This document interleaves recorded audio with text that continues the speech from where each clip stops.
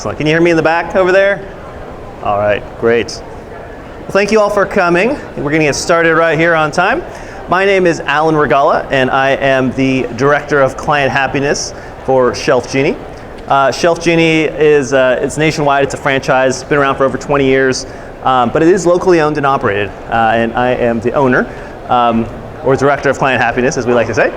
I also love helping people out in their homes, so I personally go out and help people, as well as my team of design consultants.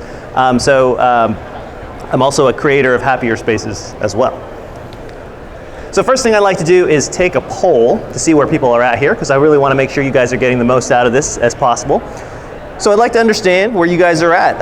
How many people here are planning a remodel of some sort, potentially, or trying to get ideas for some kind of big project? All right, excellent. How many folks are considering maybe or have done something recently in the last few years as far as the remodel goes, and just here to kind of explore, see what other things are at? Okay, and how many folks are here to just kind of, maybe they're not doing a full renovation, but just kind of want to fix things up, you know, make things more usable, make things maybe more functional or aesthetic? Okay, excellent. Where'd my clicker go? There it is.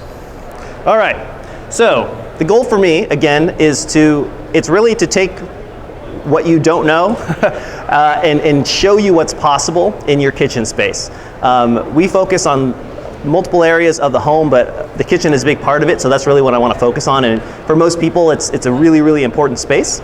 So I want to illuminate what you guys don't know so that you can make the proper choices, make informed decisions on whatever kind of project that you have in your home.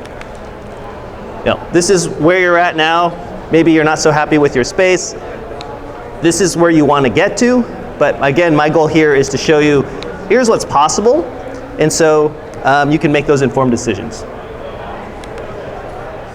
So for us at ShelfGenie, we take spaces like this, which are, you know, this is kind of what came in someone's home, and very standard, and we turn it into a space more like this, where you can actually get to everything, actually use all of the space that you have in that pantry or cabinet, if you will. So we design, build, and install custom storage solutions in people's homes. And typically that's within existing cabinets or pantries.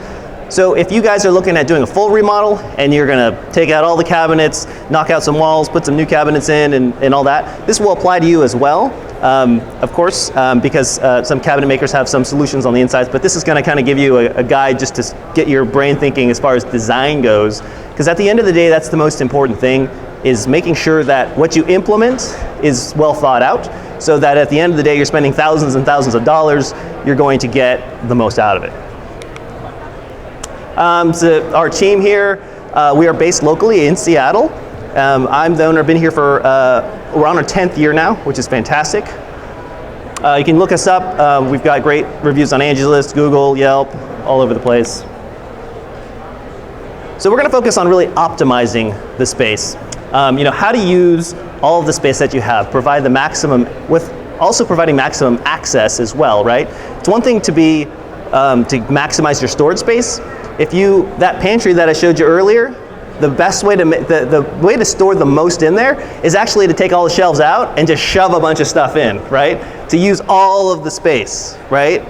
But the problem is with accessibility. How do you get to any of the stuff that's on the bottom or in the back of that space, right? That's a big problem. So we want to optimize it so that you have the most amount of usable storage space to get to everything and keep things organized. You know, and the thing is, most people aren't using their spaces very effectively. So my job here is to really educate you on how to think about your space so that you can design it so that it works well for you. And if you design it properly, you can usually get 50, 100% more usable storage space in your cabinets or in your pantry. So there's three main principles I want to talk to you about, and then we're just going to look at a ton of pictures, okay? And hopefully some of these pictures will resonate with you, and you'll get some good ideas of how you can use your space better. So the first thing that's in here, what do you guys see in this picture? The first thing that stands out to you? That's your cabinet. Yes, yes. Well, there's a couple things. Does anybody here have what we call a little half shelf in the second level? That's where you don't have a full shelf, you just have this little half shelf, right? Anybody here know why someone would have put it in a half shelf instead of a whole shelf? I don't really know. Someone might tell you, someone might say, well, if they made it a full shelf, it would be so deep that you can't get to the back. Well, that's true. So they're trying to kind of give you more access, but then you lose all this storage space in the front, right? So the first step is to minimize dead space. And here there's two different spaces where it's dead. One is here. You see all this empty space at the top of the cabinet? And then the second is in the front of the cabinet. So that's where that shelf is just missing, right? So you've got a lot of dead space in here. So what we want to do is be able to have that cabinet full of stuff. So we're going to try to minimize that dead space, okay? And which sometimes means having an extra level. It oftentimes means using the vertical space better. It's very obvious that front to back you're not using that space, but what's not obvious is the up and down space that you don't really see, because most cabinets just come with one shelf, right? And if you have really short things, it kind of, sometimes this is what happens. So the second thing is we try to minimize stacking. So this is piling things on top of each other that don't necessarily mean to be stacked on top of each other, like a nice set of nested bowls, but this is just random things on top of each other, right? Does anyone here have a stack of cookie sheets that are just laying on top of each other in a drawer under the oven? Maybe. So when you want to get to that one that's on the bottom, big pain in the butt, right? So we try to avoid the stacking when possible by putting things on their sides, right? And you can see here, super simple, vertical storage here, grab the thing. These don't even pull out of the cabinet, but it's just really easy to get to everything. The third thing, oh, sorry, this is not in the kitchen, but I just want to show you an example of minimizing stacking. So for those of you who have shirts or sweatshirts or whatever in your closet, this is another method of minimizing stacking by laying things vertically. And you can see you can actually get to stuff in the back without having to unpile stuff to get to the bottom. The third step is when you want to get to the back of a space that's really deep and you have things in front of each other, is to have a shelf that pulls out, right? Seems very obvious, like your drawers seem real nice, or your dishwasher. Imagine using a dishwasher if it didn't have a shelf that pulls out. So when you combine these three things, you minimize the dead space, you minimize the stacking, and you use shelves that pull out when you have things in front of each other, that's what gets you the most optimal solutions. And usually you utilize all of the vertical space, everything pulls out so that you can get to everything, and you're not having to pile things on top of each other. So the rest of this now is all pictures, which is like a lot of fun, and hopefully you guys will see some pictures of things that might resonate with you. So super simple, pots and pans. Like, what do we do with pots and pans, right? And this is obviously not all inclusive, all the solutions, but this is just some of what has been done for some clients, just to get your brain thinking. So you see pots and pans here, some appliances, and you can see here, there's that little bit of space there, and then there's kind of a lot more space up here, right? So let's try to minimize that. So it turns out that in this particular space, we ended up putting 3 levels in each of these. And what that allowed us to do was just to fit more stuff and also be able to not, pile stuff on top of each other. You also notice this, with the pots and pans, I personally love keeping the lids on top, so that way you don't have to look for them, right? And if you can invert them, you save a little bit of height, and if you spread them out over multiple levels, it can work really, really well. And people are often very, very surprised that they can fit as much as they can in when they're doing this. And they feel like they have to stack all of the pots inside of each other, and then the lids are just kind of randomly scattered. If you do it right, and you don't have a super tall stock pot, this can work really, really well. By the way, part of what we do is we're all custom, right? And so we help people figure out if everything's going to fit. So that's part of the process, and something you can do yourself if you're doing this yourself. Another example here, spices. Does anyone's spice cabinet look something like this? Maybe have a little tiered thing and then upper cabinet next to your cooktop. Oftentimes you grab that one in the back and then everything in the front falls forward. So here's a very simple solution. It is just a rack that goes on a door. You can buy this at a store, Bed Bath & Beyond or Amazon or wherever. Very simple. It's actually a very good use of space if you don't have that many spices. There are solutions in a lower cabinet, like a skinny lower cabinet, where you might either just put some flat things, but it's also a really good place for spices as well. That extra level in that cabinet above your pots and pans or somewhere like that, where you've got that little bit of extra space, you only need like 4 inches or so, and you can have a wonderful place to put a ton of spices. Does anyone here have a cooktop with what looks like a drawer, but it's not actually a drawer, it's just a little front? So oftentimes there is space under there that it can be converted into a drawer. So this is one area where we can take advantage of space that's completely unused and turn it into something where we can put spices or maybe cooking utensils or something of that nature. This is a fun one in an upper cabinet. So that first picture I showed you that had the spices in a little tier thing and we're gonna fall out. This is an alternate solution to that, which is to have these individual towers of spices that pull out individually, and you can get to, there's only one in front of each other, so you don't have to ever pull it back and try to find anything behind. And you can see these are custom built, so on the left here is a wider version for bottles, oil bottles and other things like that. So sometimes people have really deep drawers, and in a deep drawer, if you have short items like cooking utensils or some teas or things like that, you either end up with a lot of empty space, a lot of dead space, or piling things on top of each other. So what we do instead is, hey, why don't we put another drawer in there behind or above that other drawer, and we can put some spices there as well. Again, great thing for teas, spices, cooking utensils, cutlery, and things of that nature. For those of you who have deep drawers that are way too deep.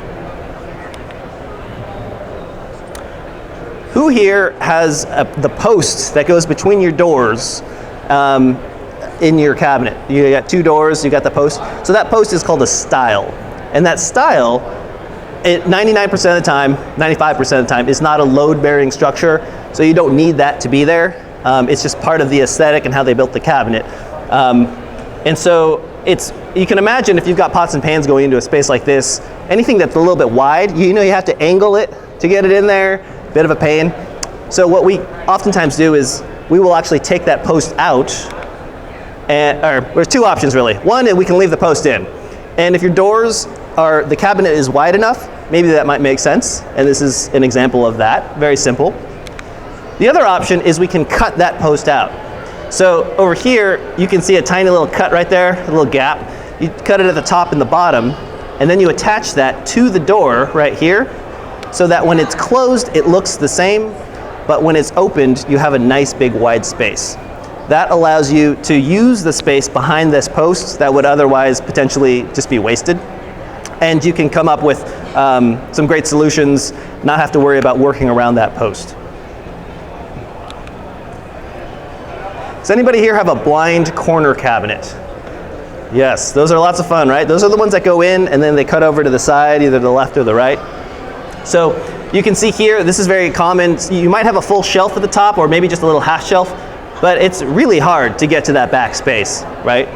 So solution number 1 is you send a small child in. Anybody have a grandchild that will fit in the cabinet? Maybe you can fetch, if they can grab stuff, pull those pots and pans out. We don't offer this solution, but some of you may already have access to that. The next option is, this is our blind corner solution, where we have a glide out that comes out in the front, and then one that slides over from the back. That works really well if the opening of your door is large enough. Makes good use of the space. They're both rectangles, so you're actually getting the most usage out of that space, instead of like a Lazy Susan where it's curved and it's has to rotate. This is one of the cool ones that we do have an example of at our booth over there. How about a corner cabinet? It's a square corner cabinet where you would normally have like a Lazy Susan. Does anyone have a Lazy Susan or a square corner cabinet like this? So the Lazy Susan is actually a wonderful example of, it works really well for certain types of items in certain types of cabinets, certain sizes, I should say. When you have larger items, this is great, because with sometimes small skinny items or little items, what can typically happen in a cabinet like this? things fall over, right? You turn that and then you got things falling out the back, right? So that's why for wider things, larger things, this can work pretty well, things that aren't gonna fall off. But if you have things like smaller things, food items, and you wanna make like a little mini pantry out of it, we have this solution, it's called a glide around, which has shelves that pull out. So you can access the front really easily, and then the whole thing spins around so you get access to the corners as well. Again, we have an example of that over there. But this is really great if you have smaller things, again. Lazy Susan is good for certain types of items. This is great for other types of items. Pantry I showed you before, you can see, again, it looks like it's gonna be much more convenient, but let me show you exactly why. This is, what some of the details are. So if you remember the three things I told you about before, as far as the vertical space, the space on the left, you can see this, all these shelves are pretty much at the same height, right? The bottom's a little bigger, the top's a little bigger, it's pretty normal, but everything in between is the same height, whatever the builder thought they do, maybe I'll put it at 14 inches or something like that. You can see all the stacking going on here with these cans. And then the thing that's harder to see is from the front to the back. So the end of the shelves here to the back of where the door is, there's probably 6 to 8 inches of space that you just don't even think about, but when you open the door, it's like those half shelves in those cabinets, except it's less obvious. But there's all this space that's not being used. And if this is like, let's say 24 inches deep, that's a good amount of space, like 25% of the space not being used. So we have more levels. We have 7 levels here, and then we come all the way forward, so we're able to use more of the space. This is a style, kind of a double door closet pantry, is what we would call this. And you can see here, because of the width of the space, we split it up into 2 sides. And what's really nice about that, especially if it's really deep, if you have a really wide glide out, really wide pull out shelf and you pull it out, sometimes it can be hard to kind of get to the back. You don't want to stand to the sides. If it's only half as big, when you pull it out, you can really just stand to the side, and now it's only like this deep instead of this deep. So especially for the high ones, you'll notice that we do that a lot of times for the high ones. Also, the other thing to note in here, if you have a closet style pantry like this and you've got that return on the sides where it gets bigger on the inside of the pantry, a lot of people are concerned like, hey, I'm going to lose all that space if I put these shelves that pull out. Well, if you design it right, depending on the size of that return, we'll put a shelf underneath the units, and then there's a shelf underneath it, so you can actually still utilize that space. If you look over here, you can see this item here. We actually still use that space. It just doesn't pull out. So it's for extras of things or things you're not going to use quite as often. Sometimes people want to use a space like this for more than one thing. So in this case here, you can see, hey, let's make a pantry out of this space because I don't have a pantry in my house. But maybe on this side, I want to put some coats, maybe a vacuum or whatever else you want on this side.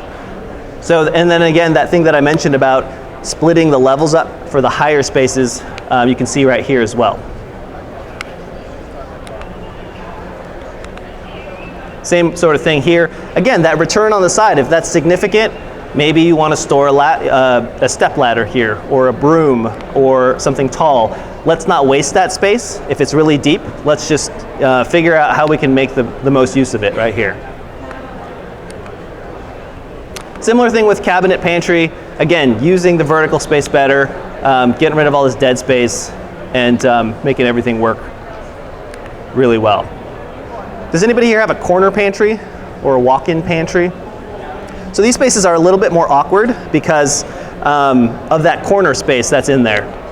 And so what we do here, you can see how little of the space is actually being used in this pantry, right? If you're talking about the percentage of the space that's being used, a walk-in pantry, it shouldn't be more space for you to walk, it should be more space for you to store, but still be able to get to everything really easily, right? So on the floor, you can see what I outlined here in this painter's tape. These shelves were only 12 inches deep. I mean, man, look how big that space is, and it's 12 inches. So we went out here, I think this was 20 inches is what we ended up doing. And you can see how we outlined this out. And so we're using much more of the storage space, much more of the space available. We put those glide arounds in the corners. Those are the ones where the drawers that pull out and the whole thing spins around.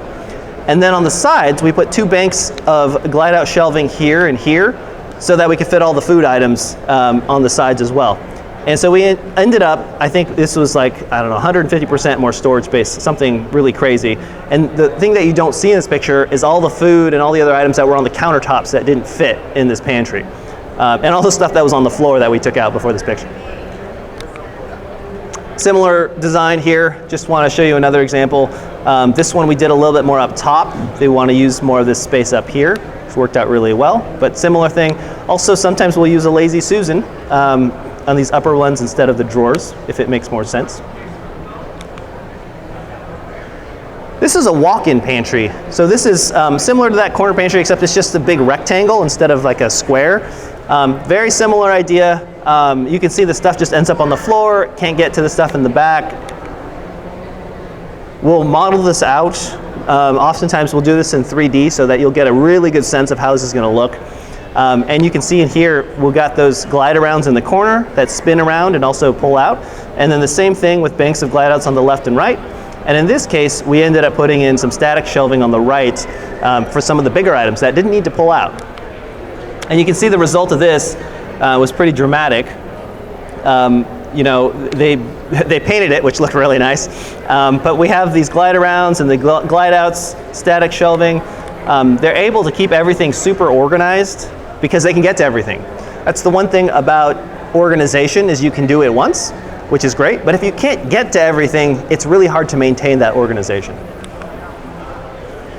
Under sinks, similar story, utilizing the space that's there, trying to get access to the back, and then using the vertical space really well. These are called risers that allow you to use that upper space. Another type of riser. Solutions for trash. A lot of people will try to use this space to put trash or recycling or compost. So there's a number of different solutions out there that are great for that. But it's all about trying to work around the plumbing, right? For those of you who are going to be gutting your kitchen and putting something new in, talk to your plumber and really figure out, just make sure that they try to keep everything as high and to the back as possible, because if they just randomly put pipes everywhere and they don't really care because they don't think there's anything to be done in there anyways, all of a sudden you want to try to put something like this in there and then you can't because of the way the plumbing's configured. So try to be mindful about that up front. This is a bathroom example, but it's a very similar situation. Again, just about using the upper vertical space here. Sometimes if the plumbing is shifted over enough, we can put, you know, a full bank of glide outs on one side. And this is what we call an independent riser here. These are all independent shelves that pull out, and you can see, okay, maybe they shouldn't have so much in the bathroom vanity, but if they needed all of those things, or maybe there's several members of the household using this, you can see how easy it is to get to everything now, since everything can pull out. Storage containers. I don't know, hopefully none of you have had this experience with storage containers, but I'm sure a lot of you have had trouble finding a lid at some point that matches the container. Having dividers in our glide outs has been really helpful. Allow people to store their containers separate from the lids like this, and just keep them vertical and organized instead of on top of each other. The higher spaces, as I mentioned before, having separate glide outs is super helpful. This one is a lot more obvious on how this is used, because you can imagine this pulls out and you stand to the side here. So it's shorter on this side so you can actually see what you're getting to, but it's taller in the back so that it can keep things from falling out in the front and the back. And we also use dividers as well to keep things, act as bookends to keep things from falling out. Another example of up high, again, being mindful of what you have when you're designing this up front and you have the opportunity to measure the items you have. So if you have the tallest cookie sheet or the tallest platter, we could have went all the way up with this vertical storage, but we knew that the tallest thing was going to be a certain size pizza tin. So we stopped here, allowing us to still have additional like 4 inches of storage above for something that's not used that often, like a roasting pan or maybe some cooling racks. This is a client favorite. And then sometimes there are odd spaces where you just need something, you know, like around some plumbing, you know, sometimes you got some weird shaped cabinets. There's a lot that can be done, again, custom to make sure that you're using all of your space. The rest of these are all just kind of weird spaces. These are some of the favorites because they're not normal, but it's fun to be creative and to figure out how we can make things happen. In this space, we've got a space under the stairs, so it gets deeper as you go in, and you're like, how the heck can I use this space, right? They also had a large recess on the left-hand side with some static shelving. So the static shelving on the left was actually pretty good because it wasn't super deep, so they could still use that. But in the back, we have a series of glide-out shelving here where the top is actually a static shelf and the rest of these pull out, but they get progressively deeper as they go down. So the bottom one, it's pretty crazy, but that bottom one actually pulls all the way to the front of the doorway here. And you have to lean over to grab, but it works out really well, very efficient, and easy to access. This was a weird space, again, under stairs. You can see we used the blue tape here to kind of identify what the plan was. And we ended up putting the glide-out shelving in that weird, funky little space, and it worked out quite well. This is a fun one in a downtown Seattle condo where they had this tiny little space in between a fridge and a wall. And she's like, I have no space. I have no other spaces to do, but this is the one thing I need something done. And we were able to put something in there. She had the paint still from her walls that she recently painted, which was great. And we ended up putting these 2 units that pull out. And you can see all the spices and bottles and such that she's able to store in that tiny little space. That was a fun project. So those are all the pictures I have to share with you guys. As far as resources go, you have options, right? We're not the only option, but I just want to kind of tell you what some of these are. You can certainly do it yourself. That would be the least expensive. If we have costs kind of going left to right, and then your final outcome going up and down, final outcome being the design plus the quality and the level of service you get. You can do it yourself. That's going to be the least expensive option. It's a great option for some folks that can't do anything else otherwise. You can hire a handyman for a little bit more cost, and then hire a cabinet shop. But the thing that's, in my opinion, the thing that's really lacking is that design element. This is all we do, so we're super focused on this, and we've been doing this for almost 10 years now. So we're up here in this range here where we really provide, I would say, the most level of design, great service, and great quality of product, of course, as well. You can see all examples of a lot of these things in our booth, just straight down this aisle at number 912. So come and take a look, come and meet with us. I'm going to be mingling around here. If you have any questions afterwards, make sure you go talk to them if you're interested. We are doing a free design consultation in your home, and we are offering 50% off of installation as well if you book an appointment here at the show. Are there any questions I can answer? Okay, well, feel free to come on up. Thank you very much, I appreciate it. I'm going to be standing around here for a little bit if you want to ask any questions. Otherwise, you can come meet us at the booth as well, or check us out online. Thank you.